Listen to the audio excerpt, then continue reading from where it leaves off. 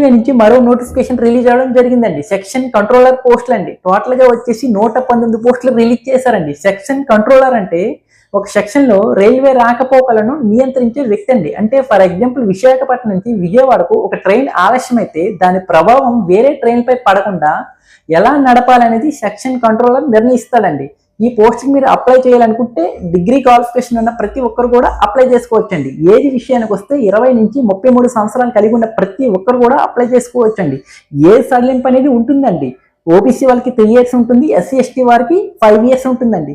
Fee విషయానికి వస్తే you're వాళ్ళకి ఓబీసీ వాళ్ళకి 500 ఉంటుందండి. ఎస్సీ ఎస్టీ క్యాండిడేట్స్ కి ఫీమేల్ వారికి ఎక్స్ సర్వీస్ మ్యాన్ కి అయితే 250 ఉంటుందండి. పోస్ట్కి మీరు అప్లై చేయాలనుకుంటే జూలై 15 నుంచి ఆగస్టు 14 లోపు ఈ పోస్ట్కి మీరు అప్లై చేసుకోవచ్చండి. ఈ పోస్టుల యొక్క సెలక్షన్ ప్రాసెస్ ఏ విధంగా ఉంటుందంటే ఒక సిబిటి ఎగ్జామ్ కండక్ట్ చేస్తారండి. మీరు కనుక ఆ ఎగ్జామ్ క్వాలిఫై అయినట్లయితే యాప్టిట్యూడ్ టెస్ట్ అనేది కండక్ట్ చేస్తారండి.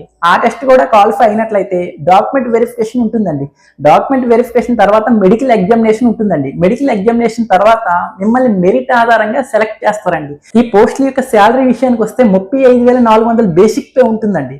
మీకు దాదాపుగా 55,000 నుంచి 65,000 మధ్యలో శాలరీ వచ్చే అవకాశం ఉంటుందండి. ప్రెజెంట్ అయితే షార్ట్ నోటిఫికేషన్ మాత్రమే రిలీజ్ చేశారండి. ఇంకా పూర్తిగా నోటిఫికేషన్ అనేది రిలీజ్ చేయలేదండి. టోటల్ గా నోటిఫికేషన్ రాగానే మీకు ఇన్ఫార్మ్ చేస్తానండి. ఈ పోస్ట్కి మీరు అప్లై చేయాలనుకుంటే rrbapply.gov.in అనే వెబ్సైట్కి వెళ్ళి అప్లై చేసుకోవచ్చండి. ఇలాంటి మరెన్నో వీడియోస్ కోసం మన ఛానల్ని ఎవరైతే ఫస్ట్ టైం చూస్తున్నారో వారందరూ కూడా సబ్స్క్రైబ్ చేసుకోండి.